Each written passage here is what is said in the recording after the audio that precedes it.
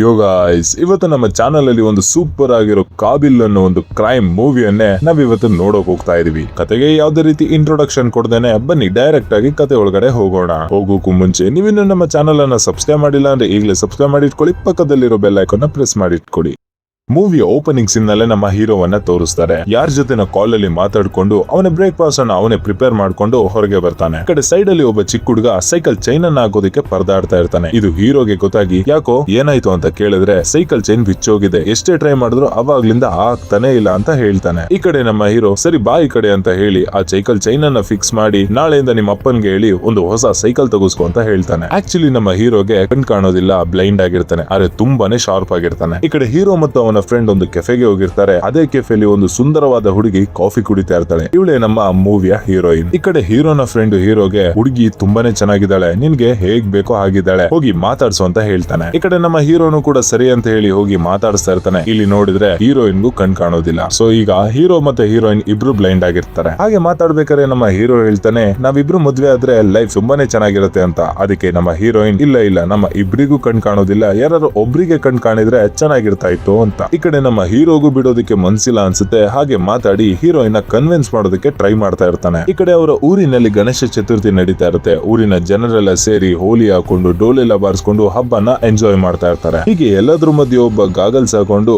ಗಣಪತಿ ಬಪ್ಪ ಮೋರಿಯ ಅಂತ ಕಿರಿಸ್ತಾ ಇದ್ದ ನೋಡಿ, ಇವನೇ ನಮ್ಮ ಮೂವಿಯ ವಿಲನ್. ಅದೇ ದಾರಿಯಲ್ಲಿ ನಮ್ಮ ಹೀರೋನ ಫ್ರೆಂಡ್ ಹೀರೋಯಿನ್ ಅಲ್ಲೇ ಇರ್ತಾರೆ. ಇಲ್ಲಿ ನಮ್ಮ ವಿಲನ್ ಗೆ ಹೀರೋಯಿನ್ ಕಾಣ್ಬಿಡ್ತಾಳೆ. ಗ್ಲಾಸ್ ಅನ್ನ ತೆಗೆದು ಮೇಲಿಂದ ಕೆಳಗೆ ಒಂಥರ ನೋಡ್ತಾ ಇರ್ತಾನೆ. ಹೀಗೆ ಮೆರವಣಿಗೆ ಎಲ್ಲ ಆದ್ಮೇಲೆ ಹೀರೋಯಿನ್ ನ ಒಂದು ಆಟೋಗೆ ಎತ್ಸಿ ಹುಷಾರಾಗಿ ಹೋಗಿದ್ಬಾ ಅಂತ ಹೇಳಿ ಕಳಿಸ್ಕೊಡ್ತಾನೆ. ಈ ಕಡೆ ನಮ್ಮ ವಿಲನ್ ಅವನ ಗ್ಯಾಂಗ್ ಜೊತೆ ಸೇರ್ಕೊಂಡು ನೋಡು ಮಚ್ಚ ಪ್ರೀತಿಗೆ ಕಣ್ಣಿಲ್ಲ ಅಂತಾರೆ, ಆದ್ರೆ ನನ್ಗೆ ಪ್ರೀತಿಯಾಗಿರೋ ಹುಡುಗಿಗೆನೆ ಕಣ್ಣಿಲ್ಲ ಅಂತ ಹೇಳ್ಕೊಂಡು ನಗಾಡ್ಕೊಂಡು ಗೇಲಿ ಮಾಡ್ತಾ ಇರ್ತಾರೆ. ಈ ಕಡೆ ನಮ್ಮ ಹೀರೋ ಮತ್ತೆ ಹೀರೋಯಿನ್ ಒಂದು ಮಾಲಿಗೆ ಬಂದಿರ್ತಾರೆ ಶಾಪಿಂಗ್ ಗೋಸ್ಕರ. ಸೊ ಅದೇ ಮಾಲ್ ಅಲ್ಲಿ ಯಾರೋ ಒಬ್ಬ ಗೆಸ್ಟ್ ಬರ್ತಾ ಇದ್ದಾನೆ ಅನ್ಸುತ್ತೆ. ತುಂಬಾನೇ ಡೆಕೋರೇಟ್ ಮಾಡಿ ಸ್ಟೇಜ್ ಎಲ್ಲ ಹಾಕ್ಸಿದ್ದಾರೆ. ಅಕ್ಕಪಕ್ಕ ಇದ್ದ ಜನ ಎಲ್ಲ ಯಾರೋ ಸೆಲೆಬ್ರಿಟಿ ಬರ್ತಾ ಇದ್ದಾರೆ ಅಂತ ಬೇಗ ಓಡ್ತಾರೆ. ಇದರಿಂದ ಹೀರೋ ಮತ್ತೆ ಹೀರೋಯಿನ್ ಎಲ್ಲೋ ಮಿಸ್ ಆಗ್ಬಿಡ್ತಾರೆ. ಈ ಕಡೆ ನಮ್ಮ ಹೀರೋಯಿನ್ ತುಂಬಾ ಜನರ ಹೆಲ್ಪ್ ಕೇಳ್ತಾಳೆ, ಆದ್ರೆ ಯಾರು ಕೂಡ ಹೀರೋಯಿನ್ ಗೆ ಹೆಲ್ಪ್ ಮಾಡೋದಕ್ಕೆ ಮುಂದೆನೆ ಬರೋದಿಲ್ಲ. ಈ ಕಡೆ ಹೀರೋ ಕೂಡ ತುಂಬಾನೇ ಪರದಾಡ್ತಾ ಇರ್ತಾನೆ. ಇಲ್ಲಿ ಒಂದು ಹುಡುಗಿ ಇಲ್ಲು ನೋಡಿದ್ಲ, ಈ ಕಲರ್ ಬಟ್ಟೆ ಹಾಕಿಲ್ಲು, ಅದು ಇದು ಅಂತ ಹೇಳಿ ತುಂಬಾನೇ ಕಷ್ಟಪಟ್ಟು ಬೇರೆಯವ್ರ ಹತ್ರ ಕೇಳ್ತಾ ಇರ್ತಾನೆ.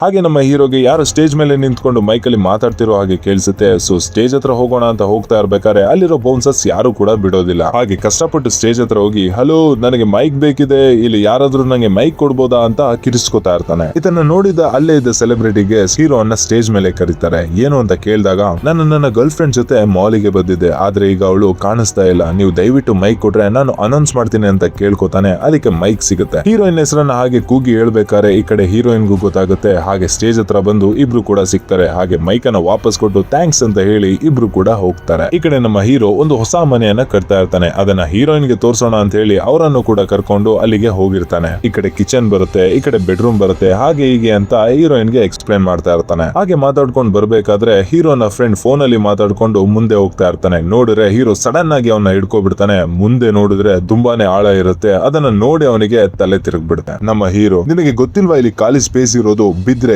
ಏನು ಕೂಡ ಸಿಗೋದಿಲ್ಲ ಅಂತ ಬೈತಾ ಇರ್ತಾನೆ. ಸೊ ಗೊತ್ತಾಯ್ತಲ್ವಾ ನಮ್ಮ ಹೀರೋ ಎಷ್ಟು ಶಾರ್ಪ್ ಅಂತ ಹೇಳಿ. ನೆಕ್ಸ್ಟ್ ಸೀನ್ ನಲ್ಲಿ ಮನೆ ಎಲ್ಲ ಕಟ್ಟಿ ಫಂಕ್ಷನ್ ಮಾಡ್ತಾ ಇರ್ತಾರೆ. ಹಾಗೆ ಹೀರೋ ಮತ್ತೆ ಹೀರೋಯಿನ್ ಇಬ್ರು ಕೂಡ ಮದುವೆ ಆಗಿರ್ತಾರೆ. ಈ ಕಡೆ ಹೀರೋ ಮತ್ತೆ ಅವನ ಫ್ರೆಂಡ್ ಮಾತಾಡ್ಕೋತಾ ಇರ್ತಾರೆ. ಏನಪ್ಪ ಹೊಸ ಮದುವೆ ಗಂಡು, ಹೇಗೆ ಅನಿಸ್ತಾ ಇದೆ ಫೀಲು, ಇನ್ ಮುಂದೆ ಫುಲ್ ಜಾಲಿ ಅಲ್ಲ ಅದು ಇದು ಅಂತ ಹೇಳ್ಕೊಂಡು ತಮಾಷೆ ಮಾಡ್ಕೊಂಡು ಮಾತಾಡ್ತಾ ಇರ್ತಾರೆ. ಈ ಕಡೆ ನೋಡಿದ್ರೆ ವಿಲನ್ ಗೆ ಈ ವಿಷಯ ಆಲ್ರೆಡಿ ಗೊತ್ತಾಗಿದೆ. ಅವರ ಗ್ಯಾಂಗ್ ಜೊತೆ ಸೇರ್ಕೊಂಡು ಏನ್ ಮಾಡೋದು ಈಗ ಅಂತ ಯೋಚನೆ ಮಾಡ್ತಾ ಇರ್ತಾನೆ. ವಿಲನ್ ಪಕ್ಕನೇ ಇದ್ದ ಒಬ್ಬ ಇಬ್ಬರಿಗೂ ಕಣ್ ಕಾಣಿಸೋದಿಲ್ಲ. ಇಬ್ರು ಸೇರಿ ಅದು ಹೇಗ್ ಮದುವೆ ಆದ್ರು ಅಂತ ಅದನ್ನ ಆಡ್ಕೊಂಡು ನಗ್ತಾ ಇರ್ತಾರೆ. ಈ ಕಡೆ ನಮ್ಮ ಹೀರೋಗುವೆ ತುಂಬಾನೇ ಚೆನ್ನಾಗಿ ಡಬ್ಬಿಂಗ್ ಮಾಡೋದಕ್ಕೆ ಬರುತ್ತೆ. ಕಾರ್ಟೂನ್ ಸೀರೀಸ್ ಅಂತ ಹೇಳಿ ತುಂಬಾ ಮಸ್ತ್ ಆಗಿ ಡಬ್ಬಿಂಗ್ ಮಾಡ್ತಾ ಇರ್ತಾರೆ. ನಾವೆಲ್ಲ ಡಬ್ಬಿಂಗ್ ಮಾಡೋದಕ್ಕೆ 3-4 ಅಥವಾ ತುಂಬಾನೇ ಟೇಕ್ಸ್ ಗಳನ್ನ ತಗೊಂಡ್ರು. ನಮ್ಮ ಹೀರೋ ಒಂದೇ ಟೇಕ್ ಅಲ್ಲಿ ಅದು ಬೇರೆ ಸೌಂಡ್ ಎಲ್ಲ ಬಿತ್ತು ಎಫೆಕ್ಟ್ಸ್ ಎಲ್ಲ ಹಾಕಿ ತುಂಬಾನೇ ಮಸ್ತ್ ಆಗಿ ಡಬ್ಬಿಂಗ್ ಮಾಡ್ತಾ ಇರ್ತಾರೆ. ಈ ಕಡೆ ಸ್ಟುಡಿಯೋಲಿ ಕೂತಿದ್ದ ಇಬ್ರು ಅವನ ಬಗ್ಗೆ ಮಾತಾಡ್ಕೋತಾ ಇರ್ತಾರೆ. ಏನಪ್ಪ ಇವನು ಒಂದು ಲಿಪ್ ಸಿಂಕ್ ಅನ್ನು ಬಿಡದೆ ಎಷ್ಟು ಚೆನ್ನಾಗಿ ಮಾಡ್ತಾ ಇದ್ದಾನೆ ಅಂತ. ನಮ್ಮ ಹೀರೋ ಹೊರಗಡೆ ಬಂದು ಹೀರೋಯಿನ್ ಗೆ ಕಾಲ್ ಮಾಡಿ ಇವತ್ತು ನಮ್ಮ ಡಬ್ಬಿಂಗ್ ಸ್ಟುಡಿಯೋಗೆ ಒಬ್ಬ ದೊಡ್ಡ ಸ್ಟಾರ್ ಬಂದಿದ್ರು, ಅವರು ನನ್ನ ಡಬ್ಬಿಂಗ್ ಬಗ್ಗೆ ಮಾತಾಡಿ ತುಂಬಾನೇ ಹೋಗ್ಲಿದ್ರು ಅಂತ ಹೇಳ್ಬೇಕಾದ್ರೆ ಆ ಕಡೆ ಹೀರೋಯಿನ್ಗೂ ಕೂಡ ಖುಷಿ ಆಗುತ್ತೆ. ಹಾಗೆ ನೆಕ್ಸ್ಟ್ ಸೀನ್ ನಲ್ಲಿ ನಮ್ಮ ಹೀರೋ ಮತ್ತೆ ಹೀರೋಯಿನ್ ಒಂದು ಕಾಫಿ ಶಾಪ್ ಅಲ್ಲಿ ಕೂತ್ಕೊಂಡು ಮಾತಾಡ್ತಾ ಇರ್ತಾರೆ. ಹೀರೋ ಹೇಳ್ತಾನೆ ಇವತ್ತು ಡಬ್ಬಿಂಗ್ ಸ್ಟುಡಿಯೋಲಿ ಏನಾಯ್ತು ಗೊತ್ತಾ, ನನಗೆ ಮಾತಾಡೋದಕ್ಕೆ ಆಗ್ತಾ ಇರ್ಲಿಲ್ಲ,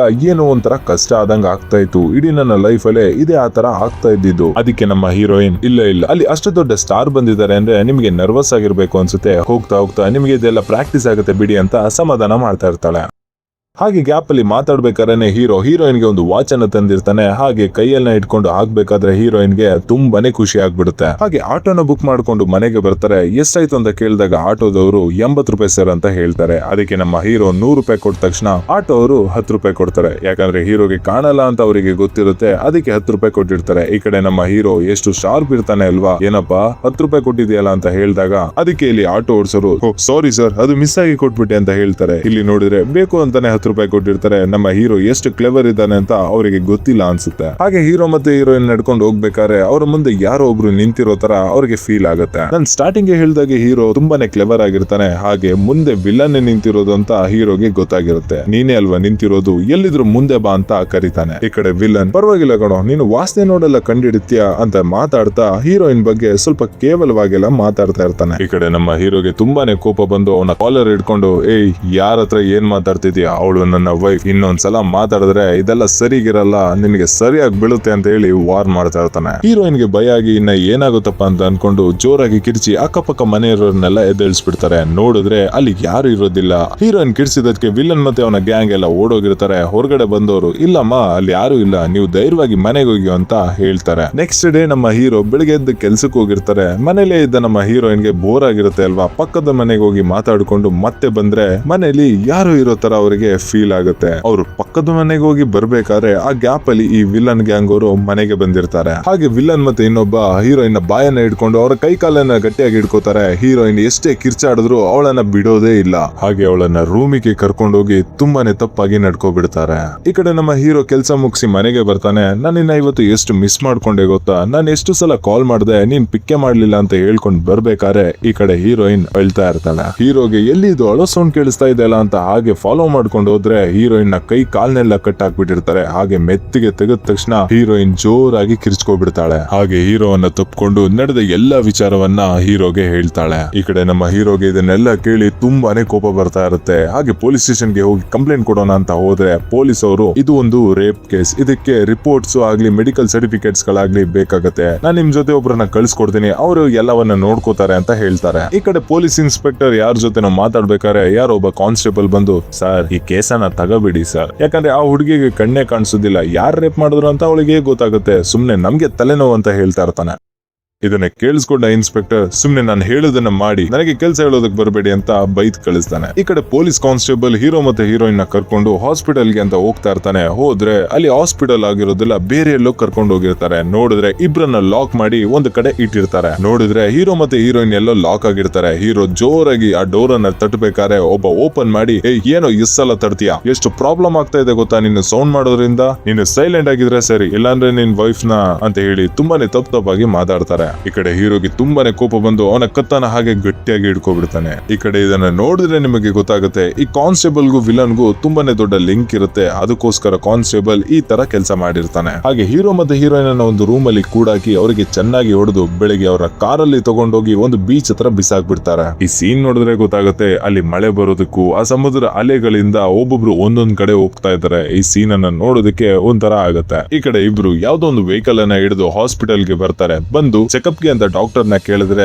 ಡಾಕ್ಟರ್ ಇಲ್ಲ ಸರ್, ರೇಪ್ ಆದ 24 ಗಂಟೆಯಲ್ಲಿ ನೀವು ಬಂದ್ರೆ ಅದಕ್ಕೆ ನಾವು ಸರ್ಟಿಫಿಕೇಟ್ ಅನ್ನ ಕೊಡಬಹುದು, ಇದು ರೇಪ್ ಆಗಿ 24 ಗಂಟೆ ಆದ್ಮೇಲೆ ನಾವು ಯಾವ್ದೇ ರೀತಿ ಟೆಸ್ಟ್ ಅನ್ನ ಮಾಡೋದಕ್ಕಾಗಲ್ಲ, ಅದು ಫೇಲ್ ಅಂತಾನೆ ಬರುತ್ತೆ ಅಂತ ಹೇಳ್ತಾರೆ. ಸರಿ ಅಂತ ಹೇಳಿ ನಮ್ಮ ಹೀರೋನು ಕೂಡ ಆ ರಿಪೋರ್ಟ್ ಅನ್ನ ತಗೊಂಡು ಪೊಲೀಸ್ ಸ್ಟೇಷನ್ ಗೆ ಹೋಗಿ ಯಾರೋ ನಮ್ನ 24 ಗಂಟೆ ಒಂದು ರೂಮ್ ಅಲ್ಲಿ ಕೂಡ ಹಾಕಿದ್ರು, ಇದರಿಂದ ನಮ್ಗೆ ಅಲ್ಲಿಗೆ ಹೋಗೋದಿಕ್ಕಾಗ್ಲಿಲ್ಲ ಅಂತ ಹೇಳ್ತಾ ಇರ್ತಾರೆ. ಇದನ್ನೆಲ್ಲ ಕೇಳಿಸ್ಕೊಂಡು ಅಲ್ಲಿ ಒಬ್ರು ಕಾನ್ಸ್ಟೇಬಲ್ ಇರ್ತಾರಲ್ಲ, ಏನು ನಿಮ್ಮನ್ನ ಕಿಡ್ನಾಪ್ ಮಾಡ್ಕೊಂಡು ಹೋಗಿದ್ರ, ಏನ್ ಕತೆ ಕಟ್ತಾ ಇದೀರಾ ಅಂತ ಇಲ್ದೇ ಇರೋದ್ನೆಲ್ಲ ಮಾತಾಡ್ತಾ ಇರ್ತಾರೆ. ಈ ಕಡೆ ನಮ್ಮ ಹೀರೋಗೆ ತುಂಬಾನೇ ಕೋಪ ಬರುತ್ತೆ ಇವ್ರು ಆಡೋ ಮಾತುಗಳಿಂದ. ನೀನ್ ಏನಾರೋ ಪೊಲೀಸ್ ಡ್ರೆಸ್ ಅಲ್ಲಿ ಇರ್ಲಿಲ್ಲ ಅಂದ್ರೆ ನಿನ್ ಕತೆ ಏನಾಗ್ತಿತ್ತು ಅಂತ ನಿನಗೆ ಗೊತ್ತಿರ್ಲಿಲ್ಲ ಅಂತ ತುಂಬಾನೇ ಕೋಪದಿಂದ ಮಾತಾಡ್ತಾರೆ. ಅದಕ್ಕೆ ಪೊಲೀಸ್ ಕಾನ್ಸ್ಟೇಬಲ್ ಏನ್ ಜಾಸ್ತಿ ಮಾತಾಡ್ತಾ ಇದ್ದ, ನೀನ್ ಇನ್ನೊಂದು ಮಾತಾಡಿದ್ರು ನಿನ್ನ ಮತ್ತೆ ನಿನ್ನ ಹೆಂಡತಿನೋ ಫ್ರಾಡ್ ಕೇಸ್ ಹಾಕಿ ಒಳಗಡೆ ಹಾಕ್ಬಿಡ್ತೇನೆ ಅಂತ ಹೇಳಿ ಹೆದರಿಸ್ತಾರೆ. ಈ ಕಡೆ ನಮ್ಮ ಹೀರೋ ಬಾ ನಾವು ಬೇರೆ ಕಡೆ ಹೋಗಿ ಟೆಸ್ಟ್ ಎತ್ಕೊಂಡ್ ಬರೋಣ ಅಂತ ಕೇಳಿದಾಗ ಹೀರೋಯಿನ್ ದಯವಿಟ್ಟು ಅರ್ಥ ಮಾಡ್ಕೋ, ನನಗೆ ನಡೆಯೋದಕ್ಕೂ ಕೂಡ ಆಗ್ತಾ ಇಲ್ಲ, ಅಷ್ಟು ಪೇನ್ ಆಗ್ತಾ ಇದೆ ಅಂತ ಹೀರೋನ ತಪ್ಕೊಂಡು ತುಂಬಾನೇ ಹೇಳ್ತಾಳೆ. ಹಾಗೆ ನೆಕ್ಸ್ಟ್ ಡೇ ನಮ್ಮ ಹೀರೋ ಕೆಲಸಕ್ಕೆ ಅಂತ ಡಬ್ಬಿಂಗ್ ಗೆ ಹೋಗಿರ್ತಾನೆ. ಅಲ್ಲಿ ನೋಡಿದ್ರೆ ತುಂಬಾನೇ ಟೇಕ್ಸ್ ಗಳನ್ನ ತಗೋತಾನೆ, ಆದ್ರೆ ಯಾವ್ದು ಕೂಡ ಪರ್ಫೆಕ್ಟ್ ಆಗಿ ಬರೋದೇ ಇಲ್ಲ. ಒಂದೇ ಟೇಕ್ ಅಲ್ಲಿ ಎಲ್ಲವನ್ನು ಮುಗಿಸ್ತಿದ್ದ ನಮ್ಮ ಹೀರೋಗೆ ಈ ಕಡೆ ತುಂಬಾನೇ ಕಷ್ಟ ಆಗ್ತಾ ಇರುತ್ತೆ. ಯಾವ ಒಂದು ಲೈನ್ ಕೂಡ ಪರ್ಫೆಕ್ಟ್ ಆಗಿ ಬರ್ತಾನೆ ಇರೋದಿಲ್ಲ. ಸರಿ ಅಂತ ಹೇಳಿ ನಮ್ಮ ಹೀರೋನು ಕೂಡ ಕೆಲಸ ಮುಗಿಸಿ ಮನೆಗೆ ಬರ್ತಾರೆ. ಹಾಗೆ ಡೋರ್ ಇಂದ ಒಳಗೆ ಬರ್ಬೇಕಾದ್ರೆ ಇವತ್ತು ನಮ್ಮ ಸ್ಟುಡಿಯೋಲಿ ಏನಾಯ್ತು ಗೊತ್ತಾ, ಅದು ಇದು ಅಂತ ಮಾತಾಡ್ತಾ ಇರ್ತಾರೆ. ಆದ್ರೆ ಹೀರೋಯಿನ್ ಇಂದ ಯಾವುದೇ ರೀತಿ ಒಂದು ಮಾತು ಕೂಡ ಬರ್ತಾ ಇರುತ್ತಿಲ್ಲ. ಈ ಕಡೆ ನಮ್ಮ ಹೀರೋ, ನಾನು ಅಷ್ಟೊಂದು ಮಾತಾಡಿದ್ರು ನೀನ್ ಯಾಕೆ ಇನ್ನು ಸೈಲೆಂಟ್ ಆಗೇ ಇದೆಯಾ ಹಾಗೆ ಹೀಗೆ ಅಂತೆಲ್ಲ ಮಾತಾಡಿ ಅಲ್ಲೇ ಕೂತ್ಕೋತಾರೆ. ಆದ್ರೂ ಹೀರೋಯಿನ್ ಏನನ್ನು ಹೇಳ್ದೆ ಸುಮ್ನೆ ಇರ್ತಾರೆ. ಈ ಕಡೆ ನಮ್ಮ ಹೀರೋ, ದಯವಿಟ್ಟು ನನ್ನ ಜೊತೆ ಮಾತಾಡದೆ ಇರಬೇಡ, ನನ್ನನ್ನು ಕ್ಷಮಿಸ್ಬಿಡು ಅಂತ ಕೇಳ್ಬೇಕಾದ್ರೆ ಹಿಂದೆಯಿಂದ ಅವರು ಟಚ್ ಮಾಡ್ದಂಗ್ ಫೀಲ್ ಆಗುತ್ತೆ. ಸರಿ ಬನ್ಲಲ್ಲ ಅಂತ ಅನ್ಕೋತಾ ಇರ್ಬೇಕಾದ್ರೆ ಹೀರೋಯಿನ್ ಕೈ ಎಲ್ಲ ಕಾಲ್ ಟಚ್ ಆಗ್ತಾ ಇರುತ್ತೆ. ನಮ್ಮ ಹೀರೋ ಅವರ ಕೈ ಇಡ್ಬೇಕು ಅಂತ ಹಾಗೆ ಟಚ್ ಮಾಡಿ ನೋಡಿದ್ರೆ ಅದು ಅವರ ಕಾಲಾಗಿರುತ್ತೆ. ಹಾಗೆ ಸ್ವಲ್ಪ ಮೇಲಿದ್ದು ನೋಡಿದಾಗ ಹೀರೋಯಿನ್ ಸೂಸೈಡ್ ಮಾಡ್ಕೊಬಿಟ್ಟಿರ್ತಾರೆ. ಹೀರೋ ಅವಳನ್ನ ತಪ್ಕೊಂಡು ಯಾಕೆ ನನ್ನ ಬಿಟ್ಟೋದೆ, ಯಾಕೆ ಹೀಗೆಲ್ಲ ಮಾಡ್ದೆ ಅಂತ ತುಂಬಾನೇ ಅಳ್ತಾ ಇರ್ತಾನೆ. ಹಾಗೆ ನಮ್ಮ ಹೀರೋ ಹೆಂಡತಿಯ ಕಾರ್ಯನೆಲ್ಲ ಮುಗಿಸಿ ಮನೆಗೆ ಬಂದು ಕೂತಿರ್ತಾರೆ. ಈ ಕಡೆ ವಿಲನ್ಗೆ ಒಬ್ಬ ಅಣ್ಣ ಇರ್ತಾನೆ. ಅವನ್ ಬಂದು, ಈ ವಯಸ್ಸಿಗೆ ನಿನ್ನ ಹೆಂಡತಿ ಸಾಯ್ಬಾರ್ದಿತ್ತಪ್ಪ, ತುಂಬಾನೇ ನೆನ್ಸ್ಕೊಂಡ್ರೆ ಮನ್ಸಿಗೆ ಬೇಸರ ಆಗುತ್ತೆ. ಹೊಸದಾಗಿ ಮದ್ವೆ ಆಗಿದ್ರಿ, ಜೊತೆಲೆ ಬಾಳ್ಬೇಕು ಅಂತ ಇದ್ರಿ, ಆದ್ರೆ ಈ ತರ ಆದಾಗ ಎಷ್ಟು ಕಷ್ಟ ಆಗತ್ತೆ ಅಂತ ಗೊತ್ತಾಗತ್ತಪ್ಪ. ಹಾಗೆ ಹೀರೋ ಪಕ್ಕ ಬಂದು ಕೂತ್ಕೊಂಡು, ಇದೆಲ್ಲ ಮಾಡಿದ್ದೆಲ್ಲ ನನ್ನ ತಮ್ಮನೇ ಅಂತ ನನಗೆ ಚೆನ್ನಾಗ್ ಗೊತ್ತು. ಅದಕ್ಕೆ ನೀನು ಮೀಡಿಯಾ ಹತ್ರ ಆಗ್ಲಿ ಬೇರೆಯವ್ರ ಹತ್ರ ಆಗ್ಲಿ ಯಾರ ಹತ್ರ ಕೂಡ ಇದನ್ನ ಯಾವುದೇ ಕಾರಣಕ್ಕೂ ಹೇಳ್ಬಾರ್ದು. ನೀನ್ ಹೊರಗಡೆ ಎಲ್ಲೇ ಬಾಯ್ ಬಿಟ್ರು ನಿನ್ ಹೆಂಡತಿಗಾಗಿದ್ ಗತಿನೇ ನಿನಗೂ ಆಗುತ್ತೆ, ಹುಷಾರ್ ಅಂತ ಹೇಳಿ ಅಲ್ಲಿಂದ ಹೋಗ್ತಾರೆ. ಈ ಕಡೆ ನಮ್ಮ ಹೀರೋ ಸೈಲೆಂಟ್ ಆಗಿ ಸಪ್ಪಿಗೆ ಕೂತಿರ್ತಾರೆ. ಹಾಗೆ ಯೋಚನೆ ಮಾಡ್ಬೇಕಾದ್ರೆ ಅವರ ಹೆಂಡತಿ ಸೂಸೈಡ್ ಮಾಡ್ಕೊಂಡಾಗ ಅವರ ಬೆಡ್ಡೆ ಕೆಳಗೆ ಏನೋ ಇದ್ದಿದ್ ರೀತಿ ಫೀಲ್ ಆಗುತ್ತೆ. ಅಲ್ಲಿ ನೋಡಿದ್ರೆ ಹೀರೋಗೆ ಒಂದು ಲೆಟರ್ ಸಿಗುತ್ತೆ. ಹಾಗೆ ಹೀರೋಯಿನ್ ನ ವಾಚ್ ಸಿಗುತ್ತೆ. ಬ್ಲೈಂಡ್ ಆದರೂ ಕೂಡ ಓದ್ಬೋದು ಬರಿಬಹುದು, ಅವರಿಗೆ ಆದಂತ ಒಂದು ಬೇರೆ ಟೆಕ್ನಿಕ್ ಇರುತ್ತೆ. ಸೊ ಆ ಟೆಕ್ನಿಕ್ ಅನ್ನ ಯೂಸ್ ಮಾಡಿ ಹೀರೋಯಿನ್ ಒಂದು ಲೆಟರ್ ಅನ್ನ ಬರ್ದಿರ್ತಾರೆ. ಹೀರೋ ಆ ಲೆಟರ್ ಅನ್ನ ಓದ್ತಾ ಇರ್ತಾರೆ. ನೀನು ಅವತ್ತು ಕೆಲ್ಸಕ್ಕೆ ಹೋಗಿದ್ದೀನ, ನನ್ನ ಮನೆಯಲ್ಲಿ ಅಡಿಗೆ ಮಾಡ್ತಾ ಇರ್ಬೇಕಾದ್ರೆ ಒಂದು ಬಾಲ್ ಗ್ಲಾಸ್ ಅನ್ನ ಹೊಡ್ಕೊಂಡು ಬಂದ ತಕ್ಷಣ ನನಗೆ ತುಂಬಾನೇ ಭಯ ಆಗಿರುತ್ತೆ. ನೋಡಿದ್ರೆ ಆ ಇಬ್ರು ಚಿಕ್ಕ ಮಕ್ಕಳು ಬಂದು ಬಾಲ್ ಅನ್ನ ತಗೊಂಡು ಹೋಗಿರ್ತಾರೆ. ಅದೇ ಟೈಮಿಗೆ ಅದೇ ಅವತ್ತು ಬಂದಿದ್ರಲ್ಲ ಇಬ್ರು, ಅವರು ಬಂದು ಮತ್ತೆ ನನ್ನ ಜೊತೆ ತುಂಬಾನೇ ಕೆಟ್ಟದಾಗಿ ನಡ್ಕೊಂಡಿರ್ತಾರೆ. ಅದರಿಂದ ನನಗೆ ಬದುಕೋದಿಕ್ಕೆ ತುಂಬಾನೇ ಕಷ್ಟ ಆಗ್ತಾ ಇರುತ್ತೆ. ಈ ಲೆಟರ್ ನಿನ್ನ ಕೈಗೆ ಸಿಕ್ಕಿದ ತಕ್ಷಣ ನಾನು ಜೀವಂತವಾಗಿ ಇರೋದಿಲ್ಲ. ಇದನ್ನ ಓದ್ಬೇಕಾದ್ರೆ ಹೀರೋಗೆ ತುಂಬಾನೇ ಕೋಪ ಬರುತ್ತೆ. ಹಾಗೆ ತುಂಬಾನೇ ಅಳು ಬರ್ತಾ ಇರುತ್ತೆ. ಹಾಗೆ ಆ ಲೆಟರ್ ಅನ್ನು ತಗೊಂಡು ಪೊಲೀಸ್ ಕಂಪ್ಲೇಂಟ್ ಕೊಡೋಣ ಅಂತ ಪೊಲೀಸ್ ಸ್ಟೇಷನ್ ಗೆ ಹೋಗ್ತಾನೆ. ಈ ಕಡೆ ಪೊಲೀಸ್ ಸ್ಟೇಷನ್ ಅಲ್ಲಿ ಅದೇ ಕಾನ್ಸ್ಟೇಬಲ್ ಇರ್ತಾನೆ. ಏನೋ ಮತ್ತೆ ಬಂದೆ, ಎಷ್ಟ್ ಸಲನೋ ಹೇಳೋದ್ ನಿನಗೆ ಅಂತ ಹೇಳ್ಬೇಕಾದ್ರೆ ಹೀರೋ, ನಾನು ನಿನ್ ಜೊತೆ ಮಾತಾಡೋದಕ್ಕೆ ಬರಲಿಲ್ಲ, ಪೊಲೀಸ್ ಇನ್ಸ್ಪೆಕ್ಟರ್ ನ ಕರಿ, ಅವ್ರನ್ನ ನಾನು ನೋಡೋದಕ್ಕೆ ಬಂದಿರೋದು ಅಂತ ಹೇಳ್ತಾನೆ. ಈ ಕಡೆ ಅದೇ ಟೈಮಿಗೆ ಇನ್ಸ್ಪೆಕ್ಟರ್ ಕೂಡ ಬರ್ತಾರೆ. ಏನಿದು ಗಲಾಟೆ ಅಂತ ಕೇಳ್ಬೇಕಾದ್ರೆ ಹೀರೋ ನಡೆದಿದ್ದೆಲ್ಲ ಹೇಳ್ತಾರೆ. ಹಾಗೆ ಎಲ್ಲವನ್ನು ಕೇಳಿದ ಇನ್ಸ್ಪೆಕ್ಟರ್, ಇದಕ್ಕೆ ಪ್ರಾಪರ್ ಆಗಿ ಎವಿಡೆನ್ಸ್ ಇದ್ರೆ ಮಾತ್ರ ಈ ಕೇಸನ್ನ ನಾನು ಎತ್ಕೋಬಹುದು, ಇಲ್ಲ ಅಂತಂದ್ರೆ ಆಗೋದಿಲ್ಲ ಅಂತ ಹೇಳ್ತಾರೆ. ಈ ಕಡೆ ಕಾನ್ಸ್ಟೇಬಲ್ ವಿಲನ್ ಮನೆಗೆ ಬಂದು ಅವರ ಅಣ್ಣನ ಹತ್ರ ಹೀರೋ ಬಂದಿದ್ದು ಅವನಿಗೆ ಏನೆಲ್ಲ ಹೇಳ್ದ, ಅಲ್ಲಿ ಏನೆಲ್ಲ ಆಯ್ತು ಅಂತ ಹೇಳ್ತಾ ಇರ್ತಾನೆ. ಅದೇ ಟೈಮಿಗೆ ವಿಲನ್ ಕೂಡ ಬರ್ತಾರೆ. ಅವರ ಅಣ್ಣ ಅವನಿಗೆ, ನೀನು ಮಾಡಿದ ಕೆಲಸದಿಂದ ಅದನ್ನ ಮುಚ್ಚಾಕೋಗೆ ನಾನು 4 ಲಕ್ಷ ಕೊಟ್ಟಿದ್ದೆ, ನೀನ್ ನೋಡಿದ್ರೆ ಮತ್ತೆ ಹೋಗಿ ಅದನ್ನ ಮಾಡಿ ಅವಳನ್ನ ಕೊಂದೆ ಹಾಕ್ಬಿಟ್ಟಿದ್ಯಾ. ಈಗ ನೋಡು, ಅವ್ನ್ ನೋಡಿದ್ರೆ ಪೊಲೀಸ್ ಸ್ಟೇಷನ್ ವರ್ಗೂ ಹೋಗಿದ್ದಾನೆ. ಎಲೆಕ್ಷನ್ ಮುಗಿಯೋವರೆಗೂ ಸ್ವಲ್ಪ ಸೈಲೆಂಟ್ ಆಗಿ ಇರೋ ಅಂತ ಎಷ್ಟು ಸಲ ಹೇಳಿದೀನಿ ನಿಂಗೆ, ಮತ್ತೆ ಅದು ಇದು ಅಂತ ಹೇಳಿ ಬೇರೆ ಕೆಲಸಗಳನ್ನ ಮಾಡ್ಕೋಬೇಡ ಅಂತ ಹೇಳಿ ಬೈತಾ ಇರ್ತಾರೆ. ಈ ಕಡೆ ನಮ್ಮ ಹೀರೋ ವಿಲನ್ ಮತ್ತೆ ಅವರ ಗ್ಯಾಂಗ್ ಯಾವಾಗ್ಲೂ ಒಂದು ಬಾರಿಗೆ ಬರ್ತಾ ಇರ್ತಾರೆ. ಸೊ ಅದೇ ಬಾರಿಗೆ ಬಂದು ಅವರ ಬರೋದನ್ನೇ ವೆಯ್ಟ್ ಮಾಡ್ತಾ ಇರ್ತಾನೆ. ಈ ಕಡೆ ವಿಲನ್ ಮತ್ತೆ ಇನ್ನೊಬ್ಬ, ಮಚ್ಚ ನಾನು ಇವತ್ತು ತುಂಬಾನೇ ಕುಡಿಯೋಕೆ ಹೋಗ್ತಾ ಇದ್ದೀನಿ, ನಮ್ಮ ಅಣ್ಣ ನನ್ ಮೇಲೆ ತುಂಬಾನೇ ಸಿಟ್ಟಲ್ಲಿದ್ದ ಅಂತ ಹೇಳ್ಬೇಕಾದ್ರೆ ಅವನು, ಯಾಕೆ ಏನಾಯ್ತು ಅಂತ ಕೇಳ್ತಾನೆ. ಅದೇ ಕಣೋ, ಆ ಕುಡಿನ ಹಾಗೆ ಮಾಡಿದ್ಮೇಲೆ ನಮ್ಮಣ್ಣ 4 ಲಕ್ಷ ಕೊಟ್ಟು ಅದನ್ನ ಮುಚ್ಚಾಕಿದ್ದ. ಈಗ ನೋಡಿದ್ರೆ ಅವನು ಮತ್ತೆ ಹೋಗಿ ಪೊಲೀಸ್ ಸ್ಟೇಷನ್ ಅಲ್ಲಿ ಕಂಪ್ಲೇಂಟ್ ಕೊಟ್ಟಿದ್ದಾನೆ. ನೋಡಿದ್ರೆ ಎಲೆಕ್ಷನ್ ಟೈಮು ನಮ್ಮಣ್ಣ ನನ್ನ ಮೇಲೆ ತುಂಬಾನೇ ಕೋಪ ಮಾಡ್ಕೊಂಡಿದ್ದಾನೆ ಅಂತ ತುಂಬಾನೇ ಕುಡಿತಾನೆ. ಈ ಕಡೆ ವಿಲನ್ ಜೊತೆನೆ ಇದ್ದ ಒಬ್ಬ, ಸಾಕ್ ಕುಡ್ದಿದ್ದು ಬಾ ಅಂತ ಹೇಳಿ ಅವನನ್ನ ಕರ್ಕೊಂಡು ಮನೆಗೆ ಹೋಗ್ತಾನೆ. ಈ ಕಡೆ ನೋಡಿದ್ರೆ ಹೀರೋ ಒಂದು ರೆಕಾರ್ಡ್ ಇಂದ ಅವ್ರು ಮಾತಾಡ್ತಿರೋದ್ನೆಲ್ಲ ಅಷ್ಟನ್ನು ಕೂಡ ರೆಕಾರ್ಡ್ ಮಾಡ್ಕೊಂಡು ಒಂದು ದೊಡ್ಡ ಎವಿಡೆನ್ಸ್ ಆಗಿ ಅದನ್ನ ಇಟ್ಕೋತಾನೆ. ಈಗ ನಮ್ಮ ಹೀರೋಗೆ ಪಕ್ಕ ಕನ್ಫರ್ಮ್ ಆಗುತ್ತೆ ಯಾರೆಲ್ಲ ಇದರಲ್ಲಿ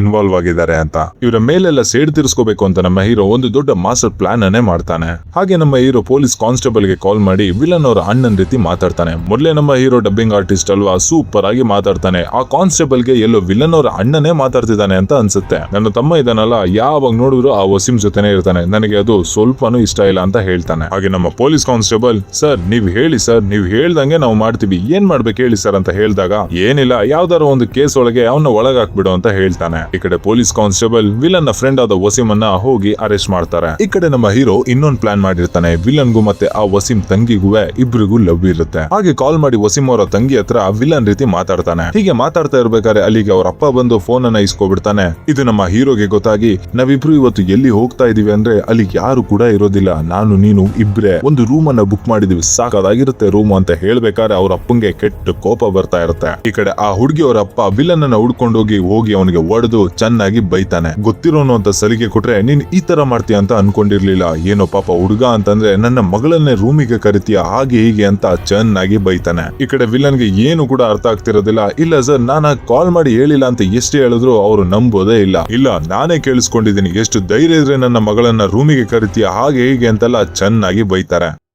ಮತ್ತೆ ಈ ಕಡೆ ನೋಡಿದ್ರೆ ನಮ್ಮ ಹೀರೋ ದೊಡ್ಡ ಪ್ಲಾನ್ ಅನ್ನೇ ಮಾಡ್ತಿದ್ದಾನೆ ಅಂತ ಅನ್ಸುತ್ತೆ. ವಿಲನ್ ಅವರ ಲವ್ವರ್ಗೆ ಕಾಲ್ ಮಾಡಿ ನಾನು ಒಂದು ಜಾಗ ಹೇಳ್ತೀನಿ, ಅಲ್ಲಿಗೆ ಬಾ, ನಾವಿಬ್ರು ಕೂಡ ಮೀಟ್ ಆಗೋಣ ಅಂತ ಹೇಳ್ತಾನೆ. ಹಾಗೆ ಈ ಕಡೆ ವಿಲನ್ಗೂ ಕೂಡ ಕಾಲ್ ಮಾಡಿ ಆ ಹುಡುಗಿ ವಾಯ್ಸ್ ಅಲ್ಲಿ ನಾನು ನಿನ್ನ ನೋಡ್ಬೇಕು ಅಂತ ಅನ್ಕೋತಾ ಇದ್ದೀನಿ, ಈ ಜಾಗಕ್ಕೆ ಬಾ ಅಂತ ಹೇಳಿ ಅವನನ್ನು ಕೂಡ ಅಲ್ಲಿಗೆ ಕರೀತಾನೆ. ಈ ಕಡೆ ಆ ಹುಡುಗಿಯವರ ಅಪ್ಪಂಗೂ ಕಾಲ್ ಮಾಡಿ ಇವರಿಬ್ರು ಮೀಟ್ ಆಗೋ ವಿಚಾರನೂ ಕೂಡ ಹೇಳ್ಬಿಡ್ತಾನೆ. ಈ ಕಡೆ ವಿಲನ್ ಮತ್ತೆ ಅವಳ ಲವ್ವರ್ ಒಂದು ಜಾಗದಲ್ಲಿ ನಿಂತ್ಕೊಂಡು ಮಾತಾಡ್ಬೇಕಾದ್ರೆ ಅದೇ ಜಾಗಕ್ಕೆ ಅವ್ರ ಅಪ್ಪ ಬಂದ್ಬಿಡ್ತಾನೆ. ಅವ್ರ ಅಪ್ಪನಿಗೆ ಇವರಿಬ್ಬರನ್ನ ಒಟ್ಟಿಗೆ ನೋಡಿ ತುಂಬಾನೇ ಕೋಪ ಬರುತ್ತೆ. ಎಷ್ಟು ಹೇಳಿದ್ರು ಕೂಡ ನೀನು ನನ್ನ ಮಾತನ್ನೇ ಕೇಳಿಲ್ಲ ಅಲ್ವಾ ಅಂತ ಹೇಳಿ ಕೈಯಲ್ಲಿದ್ದ ಕತ್ತಿನ ಅವನಿಗೆ ಚುಚ್ಚೋದಿಕ್ಕೆ ಅಂತ ಹೋಗ್ತಾರೆ. ಈ ಕಡೆ ವಿಲನ್ ಅವರಿಗೆ ಹೇಳೋದಿಕ್ಕೆ ಬರ್ತಾನೆ, ಆದ್ರೆ ಅವರು ಹೇಳೋ ತರಾನೇ ಇರಲ್ಲ. ಇಬ್ರಿಗೂ ಕೂಡ ದೊಡ್ಡ ಜಗಳ ನಡೆದು ಅವ್ರ ಹತ್ರ ಇದ್ದ ಕತ್ತಿಯನ್ನ ತಗೊಂಡು ಅವರಿಗೆ ಚುಚ್ಬಿಡ್ತಾನೆ. ಈ ಕಡೆ ಕಾನ್ಸ್ಟೇಬಲ್ ವಿಲನ್ ಅವರ ಅಣ್ಣನ ಹತ್ರ ಬಂದು ನಿಮ್ಮ ತಮ್ಮ ವಸೀಂ ಅವರ ಅಪ್ಪನನ್ನ ಸಾಯಿಸ್ಬಿಟ್ಟಿದ್ದಾನೆ, ಈಗ ನಾವು ಏನು ಮಾಡೋದಿಕ್ಕಾಗಲ್ಲ, ಅವನನ್ನ ಅರೆಸ್ಟ್ ಮಾಡ್ಲೇಬೇಕಾಗಿದೆ ಅಂತ ಹೇಳ್ತಾನೆ. ಇದನ್ನ ಕೇಳಿ ವಿಲನ್ ಅವರ ಅಣ್ಣಂಗೆ ತುಂಬಾನೇ ಕೋಪ ಬರುತ್ತೆ. ಎಷ್ಟು ಧೈರ್ಯ ಇದ್ರೆ ನನ್ ಮುಂದೆ ನನ್ನ ತಮ್ಮನ ಮೇಲೆ ಕೇಸ್ ಫೈಲ್ ಮಾಡ್ತೀನಿ ಅಂತ ಹೇಳ್ತೀಯ ಅಂತ ಹೇಳ್ಬೇಕಾದ್ರೆ ಆ ಕಾನ್ಸ್ಟೇಬಲ್ ಸರ್ ನನ್ ಕೈಯಲ್ಲಿ ಏನಿದೆ ಸರ್, ಎಲ್ಲ ಇನ್ಸ್ಪೆಕ್ಟರ್ ಹೇಳ್ದಾಗೆ ನಾವು ಮಾಡ್ಬೇಕು ಅಂತ ಹೇಳ್ತಾನೆ. ಈ ಕಡೆ ವಿಲನ್ ಅವರ ಅಣ್ಣ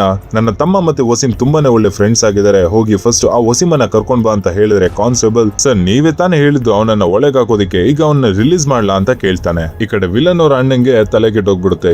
ನಾನ್ ಯಾಕೆ ಅವನ್ನ ಅರೆಸ್ಟ್ ಮಾಡೋದಕ್ಕೆ ಹೇಳ್ತೀನಿ, ಹೋಗಿ ಫಸ್ಟ್ ಹೇಳಿದ್ ಕೆಲಸ ಮಾಡು ಅಂತ ಅವನಿಗೆ ಚೆನ್ನಾಗಿ ಬೈದ್ಬಿಟ್ಟು ಹೋಗ್ತಾರೆ. ಈ ಕಡೆ ಕಾನ್ಸ್ಟೇಬಲ್ಗೂ ತಲೆ ಬುಡ ಕೂಡ ಅರ್ಥ ಆಗದೆ ಸುಮ್ಮನೆ ನಿಂತಿರ್ತಾನೆ. ಈ ಕಡೆ ವಸೀಂ ಅದೇ ವಿಲನ್ ಅವರ ಫ್ರೆಂಡ್ ರಿಲೀಸ್ ಆಗಿ ವಿಲನ್ ಅವರ ಅಣ್ಣನನ್ನೇ ನೋಡೋದಕ್ಕೆ ಬಂದಿರ್ತಾನೆ. ನನ್ನ ತಮ್ಮ ನಿಮ್ಮ ಅಪ್ಪನನ್ನ ಸಾಯಿಸ್ತಾನೆ ಅಂದ್ರೆ ನೀನ್ ನಂಬ್ತೀಯ ಅಂತ ಕೇಳಿದ್ರೆ ವಸೀಂ ಇಲ್ಲ ನಿಮ್ಮ ತಮ್ಮ ನನ್ನ ತಂಗಿಯ ಜೊತೆ ತುಂಬಾನೇ ಕೆಟ್ಟದಾಗಿ ನಡ್ಕೊಂಡಿದ್ದಾನೆ ಅಂತ ಹೇಳಿದ್ರೆ ಇಲ್ಲ ಆತರ ಎಲ್ಲ ಏನಿಲ್ಲ, ಬೇರೆಯವ್ರ ಮಾತೆಲ್ಲ ನೀನ್ ಕೇಳ್ಬೇಡ ಅಂತ ಹೇಳಿ ಅವನನ್ನ ಸಮಾಧಾನ ಮಾಡಿ ಅಲ್ಲಿಂದ ಕಳಿಸ್ತಾರೆ. ಈ ಕಡೆ ನಮ್ಮ ಹೀರೋ ಇನ್ನೊಂದು ಪ್ಲಾನ್ ಮಾಡಿದ್ದಾನೆ ಅಂತ ಅನ್ಸುತ್ತೆ. ವಿಲನ್ ನ ಫ್ರೆಂಡ್ ಆದ ವಸೀಂಗೆ ಕಾಲ್ ಮಾಡಿ ವಿಲನ್ ತರಾನೇ ಮಾತಾಡ್ತಾನೆ. ನನ್ನನ್ನ ನಂಬು, ನಾನ್ ನಿಮ್ಮ ಅಪ್ಪನನ್ನ ಕೊಡ್ಲಿಲ್ಲ ಅಂತ ಎಷ್ಟೇ ಮಾತಾಡಿದ್ರು ಅವರಿಬ್ರು ಮಧ್ಯೆ ದೊಡ್ಡ ಜಗಳನೇ ಆಗುತ್ತೆ, ಅದಕ್ಕೆ ಬಾ ನಾವು ಡೈರೆಕ್ಟ್ ಆಗಿ ಮಾತಾಡೋಣ, ನಾವು ಯಾವಾಗ್ಲೂ ಸಿಗೋ ಬಾರಲ್ಲೇ ಸಿಗೋಣ ಅಂತ ಹೇಳಿ ಫೋನ್ ಅನ್ನ ಕಟ್ ಮಾಡ್ತಾನೆ. ಈ ಕಡೆ ವಸೀಂ ಹೀರೋ ಹೇಳಿದ ಬಾರಿಗೆ ಬಂದಿರ್ತಾನೆ. ನೋಡಿದ್ರೆ ಅಲ್ಲಿ ವಿಲನ್ ಇರೋದಿಲ್ಲ, ಹೀರೋ ಇರ್ತಾನೆ. ಈ ಕಡೆ ವಸೀಂಗೂ ಕೂಡ ಶಾಕ್ ಆಗುತ್ತೆ, ಇವನ್ ಯಾಕೆ ಇಲ್ಲಿ ಬಂದಿದ್ದಾನೆ ಅಂತ.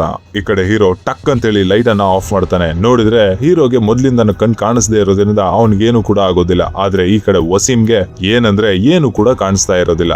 ಅದೇ ಗ್ಯಾಪ್ ಅನ್ನ ಯೂಸ್ ಮಾಡಿ ನಮ್ಮ ಹೀರೋ ವಸೀಂಗೆ ತಗೋ ಅಂತ ಹೇಳಿ ಸರಿಯಾಗಿ ಕೊಡ್ತಾನೆ. ಎಷ್ಟು ಕೋಪ ಇದೆಯೋ ಅಷ್ಟು ಕೋಪನ ಹಾಗೆ ತೀರಿಸ್ಕೊಬಿಡ್ತಾನೆ. ಹಾಗೆ ಜಗಳ ಆಡ್ತಾ ವಸೀಂ ಹೇಗೋ ಲೈಟ್ ಆನ್ ಮಾಡ್ಬಿಡ್ತಾನೆ. ನೋಡಿದ್ರೆ ಪಕ್ಕದಲ್ಲಿರೋ ಬಾಟಲ್ನೆಲ್ಲ ತಗೊಂಡು ಹೀರೋ ಮೇಲೆ ಎಸಿತಾ ಇರ್ತಾನೆ. ಈ ಕಡೆ ನಮ್ಮ ಹೀರೋ ಎಷ್ಟು ಬಾಟಲ್ ಬಿದ್ರು ಕೂಡ ಸ್ಲೋ ಆಗಿ ಹೋಗಿ ಆ ವಸೀಮನ್ನ ಲಾಕ್ ಮಾಡ್ಕೊಬಿಡ್ತಾನೆ. ಸರಿಯಾಗಿ ಕೊಡ್ತಾನೆ ನೋಡಿ. ಹಾಗೆ ಚೆನ್ನಾಗಿ ಹೊಡೆದು ಅವನ ಕತ್ತಿಗೆ ಒಂದು ಹಗ್ಗವನ್ನ ಕಟ್ಟಿ ಮೇಲಿಂದ ಎಸ್ದು ಬಿಡ್ತಾನೆ. ಈ ಕಡೆ ಪೊಲೀಸ್ ಅವರು ಕೂಡ ಬಂದು ಇನ್ವೆಸ್ಟಿಗೇಷನ್ ಸ್ಟಾರ್ಟ್ ಮಾಡ್ಕೋತಾರೆ. ಅಲ್ಲಿ ನೋಡ್ತಾ ಇದ್ದಾಗ ವಿಲನ್ ಕರ್ಶಿಪ್ ಅಲ್ಲಿ ಸಿಗುತ್ತೆ. ಸೊ ಹೇಗಿದ್ರೆ ಎವಿಡೆನ್ಸ್ ಸಿಕ್ತಲ್ಲ ಅಂತ ಹೇಳಿ ಆ ಎವಿಡೆನ್ಸ್ ಅನ್ನ ತಗೊಂಡು ವಿಲನ್ ಅವರ ಅಣ್ಣನ ಹತ್ರ ಇನ್ಸ್ಪೆಕ್ಟರ್ ಹೋಗ್ತಾನೆ. ನೋಡಿ ಈ ಕೊಲೆ ಮಾಡಿರೋದು ನಿಮ್ಮ ತಮ್ಮನೇ, ಅದಕ್ಕೆ ನಮ್ಮ ಹತ್ರ ಸಾಕ್ಷಿ ಕೂಡ ಇದೆ, ಈಗ ನಾವು ಏನು ಮಾಡೋದಿಕ್ಕಾಗಲ್ಲ, ಅವನನ್ನ ಹೋಗಿ ಅರೆಸ್ಟ್ ಮಾಡ್ಲೇಬೇಕಾಗಿದೆ. ಏನ್ ಲೂಸ್ ತರ ಮಾತಾಡ್ತಾ ಇದೀರಾ, ನನ್ ತಮ್ಮ ಹೇಗೆ ಅವನನ್ನ ಕೊಲ್ತಾನೆ, ನನ್ ತಮ್ಮ ನೋಡಿದ್ರೆ ಪೂನೆಲಿದ್ದಾನೆ ಅಂತ ಹೇಳ್ತಾರೆ. ಈ ಕಡೆ ಪೊಲೀಸ್ ಇನ್ಸ್ಪೆಕ್ಟರ್ಗೆ ಸ್ವಲ್ಪ ಡೌಟ್ ಬರೋದಕ್ಕೆ ಸ್ಟಾರ್ಟ್ ಆಗುತ್ತೆ.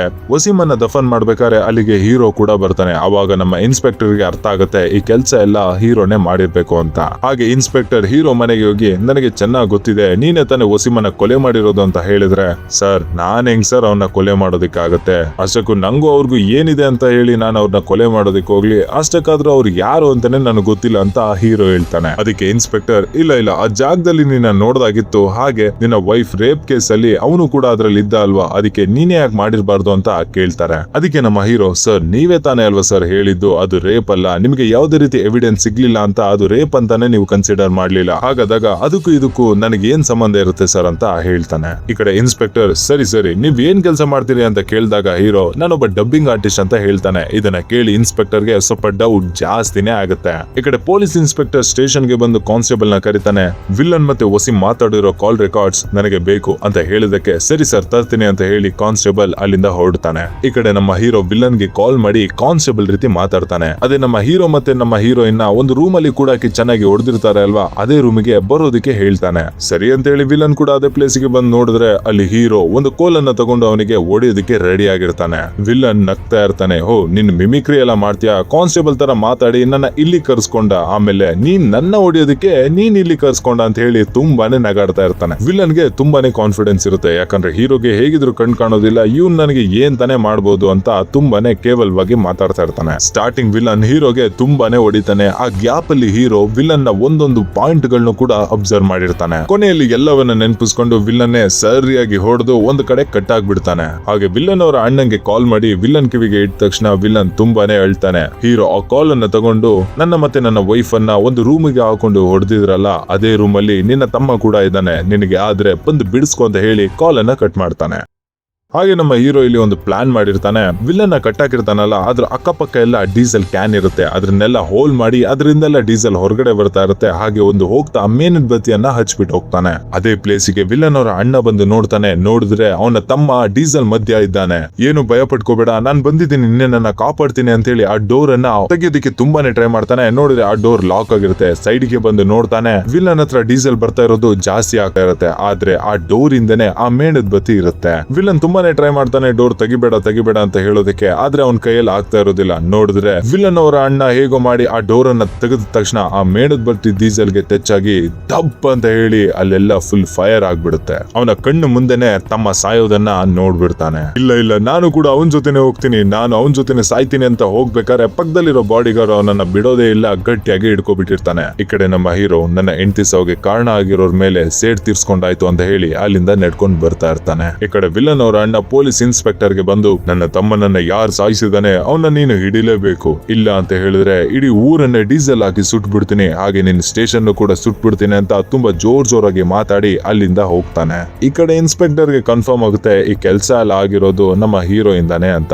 ಈ ಕಡೆ ಪೊಲೀಸ್ ಇನ್ಸ್ಪೆಕ್ಟರ್ ಹೀರೋ ಮನೆಗೆ ಹೋಗಿ, ಅದೇ ಹೀರೋ ಸ್ಟಾರ್ಟಿಂಗ್ ಅಲ್ಲೇ ಒಂದು ಹುಡುಗಂಗೆ ಚೈನ್ ಹಾಕೊಟ್ಟಿರಲ್ಲ, ಆ ಹುಡುಗನ ಹತ್ರ ಹೋಗಿ ನೀನು ಹೋಗಿ ಅವ್ರ ಹತ್ರ ನಿಮ್ಮ ಅಪ್ಪನ ರೀತಿ ಮಾತಾಡು ಅಂತ ಹೇಳು ಅಂತ ಹೇಳಿ ಕಳಿಸ್ತಾರೆ. ಅವನು ಕೂಡ ಅವ್ರ ಹೇಳಿದ ತರ ಒಂದು ಫೋನ್ ಅನ್ನ ತಗೊಂಡೋಗಿ ನಮ್ಮ ಅಪ್ಪನ ತರ ಮಾತಾಡು, ನಮ್ಮ ಟೀಚರ್ ಕಾಲ್ ಮಾಡಿಬಿಟ್ಟಿದ್ದಾರೆ ಪ್ಲೀಸ್ ಅಂತ ಕೇಳ್ಕೋಬೇಕಾರೆ ಹೀರೋನು ಕೂಡ ಅವ್ರ ಅಪ್ಪನ ರೀತಿ ಸೇಮ್ ಅದೇ ರೀತಿ ಮಾತಾಡ್ತಾನೆ. ಅದೇ ಟೈಮಿಗೆ ಪೊಲೀಸ್ ಇನ್ಸ್ಪೆಕ್ಟರ್ ಕೂಡ ಬಂದ್ಬಿಡ್ತಾನೆ.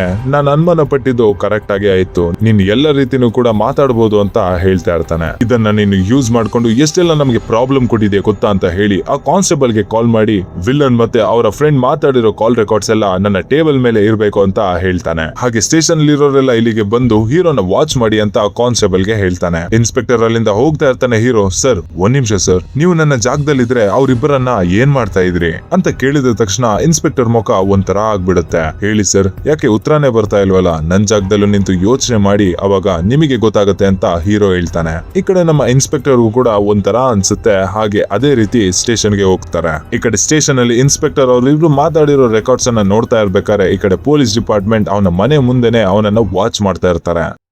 ಈ ಕಡೆ ಪೊಲೀಸ್ ಇನ್ಸ್ಪೆಕ್ಟರ್ ವಿಲನ್ ಅವರ ಅಣ್ಣನ ಹತ್ರ ಹೋಗಿ ನಿನ್ನ ತಮ್ಮನನ್ನ ಕೊಂದಿದ್ದು ಯಾರು ಅಂತ ನನಗೆ ಚೆನ್ನಾಗಿ ಗೊತ್ತು ಅಂತ ಹೇಳ್ಬೇಕಾದ್ರೆ ಆ ವಿಲನ್ ಅವರ ಅಣ್ಣ ಅವನಿಗೆ ಯಾರು, ಅವನಿಗೆ ಹೆಸರು ಮಾತ್ರ ಹೇಳು ಸಾಕು ಅಂತ ಕೇಳ್ತಾನೆ. ಅದಕ್ಕೆ ಇನ್ಸ್ಪೆಕ್ಟರ್ ನಾನು ಅದನ್ನ ಹೇಳಿದ್ರೆ ನನಗೆ ಏನ್ ಸಿಗುತ್ತೆ ಅಂತ ಕೇಳ್ತಾನೆ. ಅದಕ್ಕೆ ಅವರ ಅಣ್ಣ ಒಂದು ಜಾಗದಲ್ಲಿ ತುಂಬಾನೇ ದುಡ್ಡಿರುತ್ತೆ, ಅದನ್ನ ಓಪನ್ ಮಾಡಿ ಇದರಲ್ಲಿ ಎಷ್ಟು ಬೇಕೋ ಅಷ್ಟು ತಗೋ, ನನಗೆ ಅವನ ಹೆಸರು ಮಾತ್ರ ಹೇಳು ಅಂತ ಕೇಳ್ತಾನೆ. ಇದನ್ನ ನೋಡಿದ ಇನ್ಸ್ಪೆಕ್ಟರ್ ಸರಿ ನಾಳೆ ಬೆಳಿಗ್ಗೆ ಹುಡುಗು ತಡ್ಕೊಳ್ಳಿ, ನಾನೇ ಅವನನ್ನ ಲಾಕ್ ಮಾಡಿ ನಿಮ್ಮ ಮುಂದೆ ತಗೊಬಂದು ನಿಲ್ಲಿಸ್ತೀನಿ, ಈ ಕೇಸನ್ನ ಸಾಲ್ವ್ ಮಾಡಿದ್ರೆ ನನಗೆ ಪ್ರಮೋಷನ್ ಕೂಡ ಸಿಗುತ್ತೆ, ಹಾಗೆ ನಿಮ್ಮಿಂದ ಕಾಸು ಕೂಡ ಸಿಗುತ್ತೆ ಅಂತ ಹೇಳ್ಬೇಕಾದ್ರೆ ವಿಲನ್ ಅವರ ಅಣ್ಣ ಇಲ್ಲ ಅದೆಲ್ಲ ಆಗೋದಿಲ್ಲ, ನನಗೆ ಇವಾಗ್ಲೇ ಅವನ ಹೆಸರು ತಿಳ್ಕೋಬೇಕು, ಅವ್ನ್ ಯಾರು ಅಂತ ಹೇಳು ಅಂತ ತುಂಬಾನೇ ಕೇಳ್ತಾನೆ. ಈ ಕಡೆ ಇನ್ಸ್ಪೆಕ್ಟರ್ ನಾಳೆಗೆ ಹೇಳ್ತೀನಿ ಅಂತ ಹೇಳಿ ಅಲ್ಲಿಂದ ಬಂದ್ಬಿಡ್ತಾರೆ. ಈ ಕಡೆ ಇನ್ಸ್ಪೆಕ್ಟರ್ ಹೀರೋ ಹತ್ರ ಬಂದು ನೀನ್ ಕೇಳಿದ ಕ್ವಶನ್ಗೆ ನನ್ನ ಹತ್ರ ಆನ್ಸರ್ ಇದೆ, ನಿನ್ ಹೇಳಿದ್ನ ನಾನು ಯೋಚನೆ ಮಾಡಿದೆ, ನಿನ್ನ ಜಾಗದಲ್ಲಿ ನಾನು ನಿಂತಿದ್ರೆ ಅವರಿಬ್ರು ಕೂಡ ಚೆನ್ನಾಗಿ ಕೊಚ್ಚಾಕಿ ಸಾಯಿಸ್ಬಿಡ್ತಾ ಇದ್ದೆ, ಆದ್ರೆ ನೀನ್ ಹೆಂಗೆ ಅವರಿಬ್ಬರನ್ನ ಕೊಂದೆ ಅಂತ ಕೇಳ್ಬೇಕಾರೆ ಯಾರನ್ನ, ಆ ವಿಲ್ಲನ್ನ ಅಥವಾ ಆ ವಸೀಮನ್ನ ಅಂತ ಹೀರೋ ಕೇಳ್ತಾನೆ. ಅವರಿಬ್ರು ಅಲ್ಲ, ವಿಲನ್ ಅವರ ಅಣ್ಣನ ಹೇಗ್ ಸಾಯಿಸಿದೆ ಅಂತ ಕೇಳ್ತಾರೆ. ಅದೇ ಅವತ್ತು ಪೊಲೀಸ್ ಎಲ್ಲ ನಮ್ಮ ಮನೆ ಸುತ್ತ ಇರ್ಬೇಕಾದ್ರೆ ನಮ್ಮ ಮನೆ ಪಕ್ಕದಲ್ಲೇ ಒಬ್ಬ ಚಿಕ್ಕ ಹುಡುಗ ಇದ್ದ, ಅವನ ಸೈಕಲ್ ಅಲ್ಲೇ ಅವನನ್ನೇ ಕೂರಿಸ್ಕೊಂಡು ಅವರ ಮುಂದೆನೆ ಪಾಸ್ ಆದೆ. ಹೋಗ್ಬೇಕಾದ್ರೆ ತುಂಬಾನೇ ಸ್ಮೋಕ್ ಹಾಕಿದೆ, ಅವರಿಗೆ ನಾನು ಅಂತ ಗೊತ್ತಾಗ್ಲಿಲ್ಲ. ಹಾಗೆ ಆ ವಿಲನ್ ಅವರ ಅಣ್ಣನನ್ನ ನಾನು ಹೇಗೆಲ್ಲ ಕೊಂದೆ ಅಂತ ಇನ್ಸ್ಪೆಕ್ಟರ್ ಗೆ ಹೇಳ್ತಾ ಇರ್ತಾನೆ. ಹೀರೋ ವಿಲನ್ ಅವರ ಅಣ್ಣನನ್ನ ಹೇಗ್ ಕೊಂದಿರ್ತಾನೆ ಅಂತ ಹೇಳಿದ್ರೆ ವಿಲನ್ ಅವರ ಅಣ್ಣಂಗೆ ಕಾಲ್ ಮಾಡಿ ಒಂದು ಜಾಗಕ್ಕೆ ಬರೋದಕ್ಕೆ ಹೇಳಿರ್ತಾನೆ. ಬಂದು ನೋಡಿದ್ರೆ ಅಲ್ಲಿ ಹೀರೋ ಇರ್ತಾನೆ. ಇಬ್ರು ಮಧ್ಯೆ ಮಧ್ಯನೂ ದೊಡ್ಡ ಜಗಳನೇ ಆಗುತ್ತೆ. ಹಾಗೆ ನೋಡ್ತಾ ನೋಡ್ತಾ ವಿಲನ್ ಅವರ ಅಣ್ಣನ ಜೊತೆ ಒಬ್ಬ ಬಾಡಿ ಗಾರ್ಡ್ ಇರ್ತಾನೆ. ಅವನು ಇವನ್ ಜೊತೆ ಜಗಳ ಮಾಡ್ಬೇಕಾದ್ರೆ ಕೆಳಗೆ ಬಿದ್ದು ಸತ್ ಹೋಗ್ತಾನೆ. ಈಗ ಆ ಜಾಗದಲ್ಲಿ ಹೀರೋ ಮತ್ತೆ ವಿಲನ್ ಅವರ ಅಣ್ಣ ಇಬ್ರು ಮಾತ್ರ ಇರ್ತಾರೆ. ನೋಡಿದ್ರೆ ವಿಲನ್ ಅವರ ಅಣ್ಣ ಗನ್ನಿಂದೆಲ್ಲ ಶೂಟ್ ಮಾಡ್ತಾ ಇರ್ತಾನೆ. ಇದನ್ನ ಹೀರೋ ತಿಳ್ಕೊಂಡು ಮೆತ್ತಿಗೆ ಅವನ ಹತ್ರ ಹೋಗಿ ಚೆನ್ನಾಗಿ ಹೊಡಿತಾನೆ. ಹಾಗೆ ಹೀರೋ ಮತ್ತೆ ವಿಲನ್ ಅವರ ಅಣ್ಣ ಜಗಳ ಆಡ್ತಾ ಇದ್ದಿದ್ದು ಒಂದು ಉದ್ದವಾದ ಬಿಲ್ಡಿಂಗ್ ಮೇಲೆ. ಹೀರೋ ಚೆನ್ನಾಗಿ ಹೊಡೆದು ಬಿಲ್ಡಿಂಗ್ ಮೇಲಿಂದ ಅವನನ್ನ ಹಿಡ್ಕೊಂಡು ಇನ್ನೇನ್ ವಿಲನ್ ಅವರ ಅಣ್ಣನ ತಳ್ಬೇಕು ಅನ್ನೋಷ್ಟರಲ್ಲಿ ನಾನ್ ಮಾತ್ರ ಸಾಯಲ್ಲ ಕಣೋ, ನಿನ್ನನ್ನು ಕೂಡ ಸಾಯಿಸ್ತೀನಿ ಅಂತ ಹೇಳಿ ಅವನನ್ನ ಹಿಡ್ಕೊಂಡು ಆ ಬಿಲ್ಡಿಂಗ್ ಮೇಲಿಂದ ಬಿದ್ದ್ಬಿಡ್ತಾನೆ. ಹೀರೋಗೆ ಚೆನ್ನಾಗಿ ಗೊತ್ತಿರುತ್ತೆ ಹೀಗೆ ಆಗತ್ತೆ ಅಂತ ಹೇಳಿ. ಹಾಗೆ ಒಂದ್ ಕೈಗೆ ದಾರವನ್ನ ಕಟ್ಕೊಂಡು ಅಲ್ಲೇ ನೇತಾಡ್ತಾ ಇರ್ತಾನೆ. ಅವನು ಬಿದ್ದ ತಕ್ಷಣ ಅವನ ಕೈಯನ್ನ ಬಿಟ್ಬಿಡ್ತಾನೆ. ವಿಲನ್ ಅವರ ಅಣ್ಣ ಮೇಲಿಂದ ಬಿದ್ದು ಸತ್ ಹೋಗ್ತಾನೆ. ಈ ಕಡೆ ನಮ್ಮ ಹೀರೋ ನಡೆದಿದ್ನೆಲ್ಲ ಇನ್ಸ್ಪೆಕ್ಟರ್ ಗೆ ಹೇಳ್ತಾ ಇರ್ತಾನೆ. ಅದಕ್ಕೆ ಇನ್ಸ್ಪೆಕ್ಟರ್ ಆಗಿದ್ರೆ ನಡೆದಿರೋ ಕೊಲೆಗೆಲ್ಲ ನೀನೇ ಮಾಡಿದ್ಯಾ, ಅದು ಯಾವುದೇ ರೀತಿ ಎವಿಡೆನ್ಸ್ ಇಲ್ದೆ. ಇನ್ನ 1 ಗಂಟೆ ಟೈಮಲ್ಲಿ ವಿತ್ ಎವಿಡೆನ್ಸ್ ಬರ್ತೀನಿ, ಎಲ್ಲೂ ಹೋಗ್ಬೇಡ, ಇಲ್ಲೇ ಇರು, ಬಂದು ನಿನ್ನನ್ನ ಅರೆಸ್ಟ್ ಮಾಡ್ತೀನಿ ಅಂತ ಹೇಳ್ತಾರೆ. ಹಾಗೆ ಇನ್ಸ್ಪೆಕ್ಟರ್ ಹೀರೋ ಅವರಿಗೆಲ್ಲ ಕಾಲ್ ಮಾಡಿರ್ತಾನಲ್ಲ ಆ ಬೂತಿಗೆ ಹೋಗಿ ನೋಡಿ ಈ ಫೋಟೋದಲ್ಲಿರೋರು ನಿಮಗೆ ಗೊತ್ತಾ ಅಂತ ಹೇಳ್ಬೇಕಾರೆ ಸಾರಿ ಸರ್ ನನಗೆ ಕಣ್ ಕಾಣಿಸೋದಿಲ್ಲ, ನನಗೇನಾದ್ರು ಕಣ್ ಕಾಣಿಸೋ ತರ ಇದ್ದಿದ್ರೆ ನಿಮ್ಗೆ ನಿಜವಾಗ್ಲೂ ಸತ್ಯವನ್ನ ಹೇಳ್ತಾ ಇದ್ದೆ ಅಂತ ಹೇಳ್ತಾರೆ. ಇದನ್ನ ಕೇಳಿ ಇನ್ಸ್ಪೆಕ್ಟರ್ಗೆ ಒಂಥರ ಆಗ್ಬಿಡುತ್ತೆ. ಹೀರೋ ಕಂಪ್ಲೇಂಟ್ ಕೊಡೋದಕ್ಕೆ ಅಂತ ಬಂದಾಗ ಇನ್ಸ್ಪೆಕ್ಟರ್ ಎವಿಡೆನ್ಸ್ ಇಲ್ಲ ಅಂತ ಹೇಳಿ ಆ ಕಂಪ್ಲೇಂಟ್ ಅನ್ನೇ ತಗೊಳ್ಳೋದಿಲ್ಲ. ಇದನ್ನ ನೆನ್ಸ್ಕೊಂಡು ಇನ್ಸ್ಪೆಕ್ಟರ್ಗೆ ಒಂಥರ ಆಗ್ತಾ ಇರುತ್ತೆ. ಈ ಕಥೆಯಲ್ಲಿ ಹೀರೋನ ವೈಫ್ ಆದ ಹೀರೋಯಿನ್ ಮೇಲೆ ರೇಪ್ ಆಗಿರುತ್ತೆ. ಇದ್ರ ಮೇಲೆ ಕಂಪ್ಲೇಂಟ್ ಕೊಡೋಣ ಅಂತ ಹೋದಾಗ ಯಾವುದೇ ರೀತಿ ಎವಿಡೆನ್ಸ್ ಇಲ್ಲ ಅಂತ ಹೇಳಿ ಈ ಕಂಪ್ಲೇಂಟ್ ಅನ್ನೇ ತಗೊಳ್ಳೋದಿಲ್ಲ. ನಮ್ಮ ಹೀರೋನು ಕೂಡ ತನ್ನ ಹೆಂಡತಿಯ ಸಾವಿಗೆ ಯಾರೆಲ್ಲ ಕಾರಣ ಆದ್ರಲ್ಲ ಅವ್ರನ್ನೆಲ್ಲರನ್ನು ಕೊಂದಾಕಿ ಅದು ವಿತ್ ಎವಿಡೆನ್ಸ್ ಇಲ್ದೇನೆ ಕೊಂದಾಕಿರ್ತಾರೆ. ಸ್ವಲ್ಪ ಜನರಿಗೆ ಕಣ್ ಕಾಣಿಸಲ್ಲ ಅಂದಿದ ತಕ್ಷಣ ಜನ ಅವರನ್ನ ನೋಡೋ ರೀತಿನೇ ಬೇರೆ ಆಗಿರುತ್ತೆ. ಆದ್ರೆ ಅವರಷ್ಟು ಶಾರ್ಪ್ನೆಸ್ ಯಾರು ಕೂಡ ಇರೋದಿಲ್ಲ. ಚಿಕ್ಕ ಚಿಕ್ಕ ಪಾಯಿಂಟ್ಸ್ ಆಗ್ಲಿ ಅವರ ತಲೆಯಲ್ಲೇ ಸ್ಟೋರ್ ಆಗಿರುತ್ತೆ. ಹಾಗೆ ಯಾರಿಗೆಲ್ಲ ಕಣ್ ಕಾಣಲ್ಲ ಅವರು ಯಾರಿಗೂ ಕೂಡ ಕಮ್ಮಿ ಇಲ್ಲ ಅಂತ ಹೇಳಿ ಈ ಮೂವಿಯಲ್ಲಿ ನಮಗೆ ತೋರಿಸಿದ್ದಾರೆ. ಮೂವಿ ಒಂಥರ ಡಿಫ್ರೆಂಟ್ ಆಗಿ ಚೆನ್ನಾಗಿತ್ತು ಅಲ್ವಾ? ಹಾಗೆ ನಿಮ್ಮ ಅನಿಸಿಕೆ ಏನು ಅಂತ ಹೇಳಿ ಕಮೆಂಟ್ ಅನ್ನ ಮಾಡಿ. ಸಿಗೋಣ ಮತ್ತೊಂದು ಇಂಟ್ರೆಸ್ಟಿಂಗ್ ಕಥೆಯ ಜೊತೆಗೆ. Thank you, bye.